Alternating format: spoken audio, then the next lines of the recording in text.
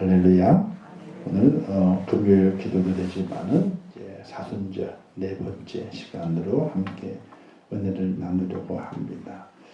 오늘 본문에 잘 알고 있는 탕자의 비유죠. 시골에 한 농장 주인의 아들 둘이 있었는데 이 둘째 아들이 왜 그런지 갑자기 아버지 보고 유산을 달라 이렇게 말합니다.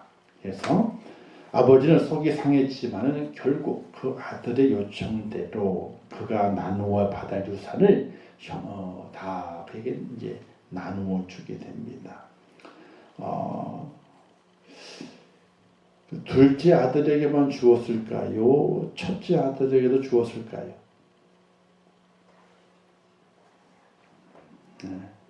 여기 이제 12절에 보게 되면 이런 말씀이 있어요. 그 살림을 각각 나누어 주었더니, 그냥 그 나누어 주었다 이것이 아니라 각각 나누어 주었다. 그러니까 분깃을 나눈 거예요. 첫째 목도 나누고 둘째 목도 나누고 아버지도 살아있으니까 아버지의 목도 있는 거예요. 그렇죠? 나눠서 각각 나눠 가지고 자기 몫을 줍니다. 둘째 아들이 그 유산을 받고 그 유산을 이제 돈으로 바꿔야 되잖아요. 그렇죠? 싹 바꾼 다음에 한 짊어지고 이제 다른 나라로 갔습니다. 가서 그가 바라던 대로 자기의 몫을 펑펑 쓰기 시작했습니다. 돈을 쓰는 곳에는요 사람이 모이게 돼 있어요. 그게 돈 냄새를 잘 맡는다 그러죠. 그래서 많은 사람들이 젊은 사람이 대단하네. 이렇게 돈을 펑펑 쓰고 사니까 젊은 사람이 참 대단하다. 이렇게 칭찬을 앞세워서 돈을 쓰게 만듭니다. 사람은 칭찬을 받으면요, 그 칭찬 때문에 더 호기를 부리게 돼 있어요. 그래서 쓸 때 팡팡 씁니다. 근데 삽시간에 그렇게 쓰다 보게 되니까 버는 건 없는데 쓰기만 하니까 이게 꽃감 빼먹듯이 금방 어느새 꽃감이 다 떨어져 버리고 말았어요. 다 떨어지니까 사람들이 자신에게 모이지는 않습니다. 근데 때마침 그 나라에 흉년이 들었습니다. 더 어려워지게 된 겁니다. 그래서 돈은 없고 잘못하다간 굶어 죽게 생겼으니까 이제 내가 어디다 먹고 좀 빌어 먹어야 되겠다 싶어서 이제 한 사람에게 기대게 되었는데 돼지 치는 사람에게 기대고 그 사람이 돼지를 쳐주면서 좀 먹고 살아야 되겠다 이렇게 했습니다. 그래서 돼지 치는 곳에 가서 우리나라에서 돼지를 가둬치는 것이 아니라 나와서 돼지를 기릅니다. 한 곳, 떨어진 곳에 가서 냄새가 많이 나니까. 그 돼지 치는 돼지와 함께 생활하게 될 때 그래도 배가 고픈 거예요. 그러다가 돼지가 먹는 쥐염 열매에 이제 손에 가서 먹게 되었는데, 근데 그 흉이 너무 들다 보게 되니까 그 돼지가 먹는 그 쥐염 열매도 자기에게 성이 돌아오지 않는 거예요. 아무 먹을 것이 없는 그런 상태가 되고 말았죠. 그런 생각하게 됩니다. 내가 여기서 굶어 죽어야 되겠는가를 생각하게 될 때에 언뜻 아버지 집이 생각이 나는 겁니다. 그래서 내 종들이 아버지의 집에 있는 종들이 그 형편이 나보다 훨씬 낫다는 거지. 그래서 그 생각하는 거예요. 내가 아버지 집에 돌아가게 되면은 아버지한테 아들로 받지 마시고 그냥 종의 한 사람을 받아가지고 이 집에 일을 시켜달라고 이렇게 부탁하게 되면은 아버지의 성품이 참 좋기 때문에 아들로는 안 받아줄지언정 종으로는 받아주겠거니 생각을 하고 이제 아버지 집으로 오게 됐다는 거잖아요. 아버지 집에 다다랐을 때에 드라마틱한 반전이 일어나게 되죠.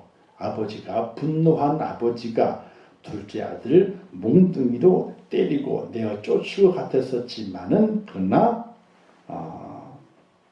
다른 상황이 벌어지게 됩니다. 아버지가 아들을 기쁘게 맞이하고 그리고 목욕도 시키고 옷도 새 옷을 입히고 가락지도 끼워주면서 그리고 이제 종들에게 말해서 야 큰 잔치를 벌이자. 내 죽었던 아들이 살아 돌아왔도다. 그 잔치를 벌이는 내용이 이 탕자의 비유의 내용입니다. 우리는 이 탕자의 비유 속에 탕자를 많이 생각을 하게 됐죠. 아버지의 집에 돌아온 탕자.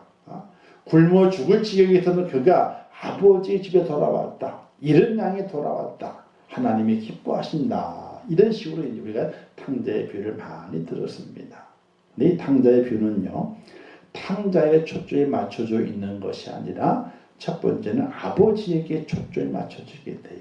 그리고 두 번째는요. 첫째 아들에게 초점이 맞춰지게 되는 겁니다. 오늘 이 시간에는 기다리시는 아버지입니다. 기다리시는 아버지. 이 아버지는 이 농부의 아버지는 바로 하나님을 이야기하게 되죠. 하나님께서는 계속해서 우리를 기다리신다는 겁니다. 언제까지? 우리가 돌아올 때까지 지침이 없이 기다리시는 하나님이다 하는 사실이에요. 이 아버지는요, 그 아들이 자기 재산 다 가져갔어요. 간 그날부터 그 둘째 아들이 돌아오기만을 목 빠지게 기다리게 됩니다. 아들이 돌아오게 될 때에 누가 그 아들을 가장 먼저 쳐다봅니까? 돌아오는 아들이 아버지를 목격한 것이 아니라 아버지가 아들을 먼저 목격을 하고 누가 달려갑니까? 아버지가 달려갑니다. 누가 먼저 말을 겁니까? 아버지가 말을 겁니다. 아들의 그 어떤 변명과 그건 다 들을 생각하지 아니하시고 무조건 아버지는 그를 끌어안고 입 맞추고 그를 씻기고 그에게 옷을 갈아입히고 가락지를 끼워주면서 또 잔치를 벌려서 내 아들이 살아 돌아왔다. 자초지종을 듣지 않나요? 행색을 보게 되니까 돈은 다 없어져 버렸을 것이고 행색을 보게 되니까 뻔한 거거든요. 더 이상 그걸 추궁하지 않습니다. 돈을 얼마나 잃어버렸느냐 추궁하지 않습니다. 허물과 죄를 추궁하지 않습니다. 그냥 막 안으시는 하나님 아버지, 그 아버지의 기다리심. 하나님께 그와 같이 오늘 우리를 기다리시는 하나님이시라 하는 사실이 두 팔 벌리고 기다리시고 목 놓아 기다리시고 가슴을 크게 열고서 우리의 허물과 죄를 책하지 아니하시고 기다리시는 그 하나님 아버지의 그 기다리심, 그 기다리심의 그 하나님께서 바로 나의 아버지가 되시고 지금도 나와 함께 하시는 아버지가 되시며 언제까지 나를 기다리시고 나를 품에 안으시기 위해 준비하고 계시는 하나님이신 것을 믿으시기를 주님의 이름으로 부탁을 드립니다. 하나님은 기다리시는 거예요. 사람은 기다림에 지칠 수가 있게 됩니다. 그러나 하나님은 그 기다림에 지치지 않으셔요. 사람은 기다림이 오래될수록 분노가 생겨나게 되죠. 더 화가 생겨나게 됩니다. 그러나 하나님은 그렇지 않으세요. 기다림이 길어질수록 그 마음이 더 애잔해지게 됩니다. 얼마나 많이 더 고생할까? 얼마나 더 많이 힘들까? 내게 돌아오기는 참 좋을 터인데 시간이 왜 그를 붙잡을까? 이런 마음, 노심초사한 그 마음이 바로 하나님 아버지의 마음이신데 오늘 그 하나님께 우리를 기다리시고 우리를 끝까지 기다리시며 하나님의 큰 품에 안기시며 우리를 이루어하시는 하나님이신 걸 믿으시기를 주님의 이름으로 부탁을 드립니다. 이런 찬양이 있지 않습니까? 돌아와 돌아와 마음이 고난 자여 길이 참 어둡고 매우 험악하니 집을 나간 자여 어서와 돌아와 어서와 돌아와 이런 찬양이 있지 않습니까? 하나님 아버지께서 기다리십니다. 우리 언제까지나 기다리십니다. 우리는 매번 어떤 때는요 갑자기 순간 돌변해서 탕자와 같이 집을 나갈 때가 있어요. 우리의 생각이 나갈 때가 있습니다. 우리의 마음이 나갈 때가 있어요. 그럴 때 하나님께서는 기다리시면서 하나님의 크신 은혜 가운데 우리를 붙드시고 역사하시는 그 은혜의 모습으로 우리를 기다리시는 하나님이신 걸 믿으시기를 주님의 이름으로 축원합니다. 이제 기다리실 그 하나님이 있는 반면에 큰 아들이 있습니다. 자, 큰 아들도요, 둘째 아들을 재산 나눠주게 될 때 큰 아들도 재산을 분배해 받았습니다. 그 살림을 각각 나누어 주었더니 그랬습니다. 근데 그 아들이 이제 둘째 나가고 난 이후에 둘째 아들 돌아왔습니다. 빈털털에 돌아왔습니다. 근데 그 아버지가 그 아들을 맞이하면 잔치를 벌려 주었다는 얘기를 듣고 화가 났습니다. 머리끝까지 났습니다. 너무 화가 나가지고 잔치가 벌어지는 그 집에 들어가지 않으려고 합니다. 이때 아버지가 그 첫째 아들을 불러 세우게 되죠. 그리고 들어가자라고 말합니다. 이때 그 아들이 말합니다. 어떻게 둘째 아들을 맞이할 수 있냐고, 잔치를 벌일 수 있냐고. 나는 아버지와 함께 살면서 아버지를 모셨고 아버지의 명을 한 번도 어긴 일이 없는데 나를 위해서는 동무 한 사람 초대해가지고 잔치를 벌여준 일도 없으면서 어떻게 아버지의 재산을 다 탕진해버린 저 아들을 위해서 잔치를 벌여줄 수가 있냐고. 뭐냐면 서운하다는 거예요. 그죠? 서운합니다. 이렇게 말하게 돼요. 이때 아버지 뭐라고 말씀하게 됩니까? 이렇게 말씀하게 되죠. 너는 항상 나와 함께 있으니 내 것이다. 내 것이로다. 내 동생은 죽었다가 살아났으며 내가 잃었다가 얻었기로 우리가 즐거워하고 기뻐하는 것이 마땅하지 아니하냐. 이렇게 말씀하게 됩니다. 여기에 첫째 아들은요, 누굴 말하게 된다면은 그 당시에 바리새인들과 서기관들을 이야기하게 되는 겁니다. 오늘 이 본문의 탕자의 비유는요, 잃어버린 아들, 둘째 아들, 다시 찾은 아들, 그 아들에 대한 의미도 있지만은, 그러나 이 비유는 바리새인들과 서기관들에게 깨우침을 주기 위해서 우리 주님께서 말씀하신 겁니다. 너희가 깨달아야 된다. 너희는 지금까지 하나님 너희와 함께 했고 지금까지 하나님 돌보심과 인도하심 가운데 여기까지 왔는데 그 하나님의 그 은혜, 아버지의 품 안에 계속 있었던 그 은혜를 너희가 알지 못하느냐는 거예요. 우리가 집 나가면 개고생이라고 그러잖아요. 그죠? 개고생이라고 얘기를 합니다. 집에 있을 때 답답해요. 그죠? 어디 나가고 싶어 하고 뭐 가고 싶어 그럽니다. 근데 여행을 가더라도 있잖아요. 여행 상품이 가장 많은 상품이 3박 5일이에요. 가장 많은 상품이. 왜 그런지 아세요?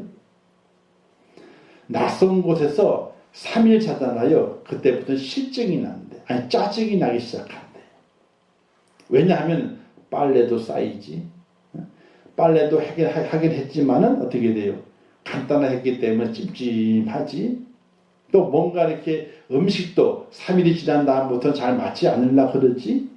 좀 그게 몸의 반응이 그렇게 좋은 게 아니라는 거예요. 그래서 3박 5일 상품이 가장 많은 이유가 거기 있다는 거예요. 그 상태는 있잖아요. 좀 여행이 천천해도 불만이 없는 시간이라는 거예요. 조금만 길어지게 되면요. 그때부터는 호텔이 이게 뭐냐는 둥, 침대가 어떻다는 둥 시작해가지고 불만이 가장 많이 나온다는 거예요. 아무리 밖이 좋아도 어디가 좋은 거예요? 집안이 좋은 거예요. 집안이 좋은. 즉 하나님께서는 너희들은 하나님의 백성으로 지금까지 하나님과 함께 거하지 아니했느냐.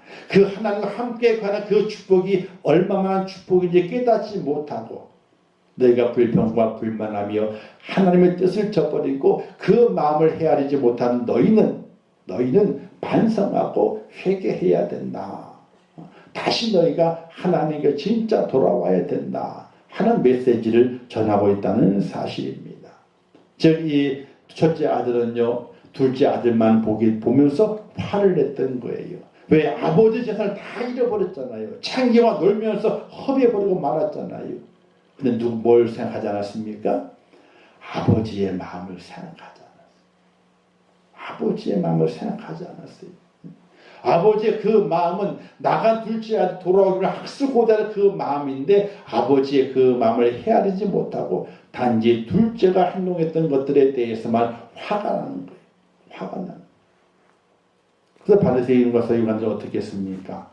예수님과 함께 다니는 모든 자들에 대해서 그들을 동경하고 수고했던 것이 아니라 그들이 행하는 모든 것들을 바라보면서 율법에 어긋났다, 잘못되었다 이것만 지적하면서 그들의 잘못을 드러나게 했던 것이지 하나님의 마음, 잃어버린 자를 불러 모으신 하나님의 마음, 죄인들을 불러 모아서 회개시켜서 하나님의 백성이 되게 만드시는 하나님의 그 마음을 헤아려 보지 못한 바리새인과 서기관들, 그들의 그 마음을 우리 주님께서 꿰뚫어 보시고 그 마음을 지적하고 있는 거예요.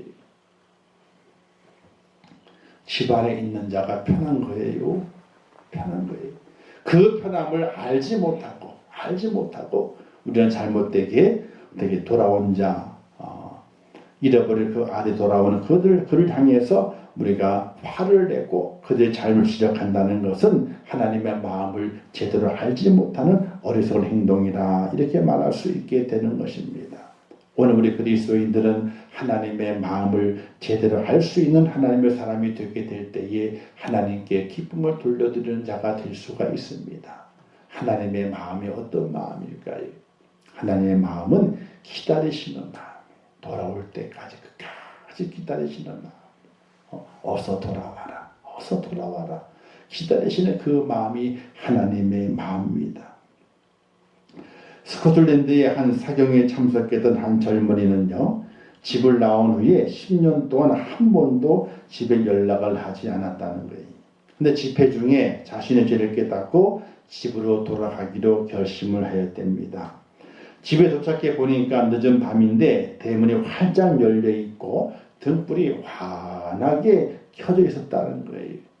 그리고 어머니 하고 부르며 집에 들어서자 늙은 어머니가 그 아들 딱 껴안으면서 이렇게 말했다는 겁니다. 내가 집을 나간 후로 한 번도 대문을 닫아 놓은 적이 없단다. 그리고 등불도 매일 켜 놓았단다. 하면서 울먹이면서 그 아들에게 말하고 그 아들을 꼭 껴안아 주었다는 거예요. 나중에 왜 그런 줄 아느냐? 너가 혹시 찾아왔는데 문이 닫혀 있으면은 두드리는 것이 겁나가지고 대문을 못 두드리고 그냥 갈까봐 문을 열어놓았고, 불이 꺼져 있으면 캄캄한 집에 들어오기가 얼마나 겁이 나고 두려웠겠느냐. 그렇기 때문에 불을 환하게 켜놓았는데 너가 집을 나간 때부터 대문을 열어놓았고 나는 늘 밤에 불을 밝혀놨다. 어머니의 마음이잖아요. 아버지의 마음, 하나님 아버지의 그 마음이 이와 같은 마음이라고 하는 사실이. 그래서 오늘의 교회의 문이 있잖아요. 교회의 문이 넓어야 돼요. 넓어야 돼요. 이거 뭘 말하냐면 성도들의 마음의 문이 넓어야 돼요. 누구나 와도 좋소, 이런 마음이 돼야 돼. 누구나 와도 좋소, 넓은 마음이 돼야 돼. 또 불을 환하게 켜놔야 돼요. 어떤 불이 차별이 없는 불이에요. 차별이 없어. 불을 환하게 똑같아. 환한 그 불빛 속에는 누가 차별이 없어요. 똑같은 거예요. 마음의 문이 활짝 열려 있고 불이 환하게 밝혀 있어서 누구나 와도 좋소. 누구나 와도 좋소. 하나님께서는 그와 같은 마음을 가지고 우리를 기다리시게 되는데, 오늘 우리가 그 하나님의 마음을 알아가는 것이 하나님의 기쁨이 되고, 하나님의 마음을 알고 하나님 품에 안겨서 하나님의 뜻을 이루어가는 복된 자가 되게 될 때에 이 마지막 때 칭찬받는 자가 될 수 있으며, 이 속에서 정말 큰 잔치가 벌어져서 집 안에 있는 자와 밖에 나갔다 돌아온 자가 함께 어울려 하나님을 찬양하고 하나님의 축복을 나눌 수 있는 복된 잔치를 연다는 사실 믿으시기를 주님의 이름으로 축원합니다. 그래서 기다리시는 하나님을 생각해 봐야 돼요. 하나님의 그 마음을. 저도 어떤 때는 어릴 때, 철이 없을 때에, 그래?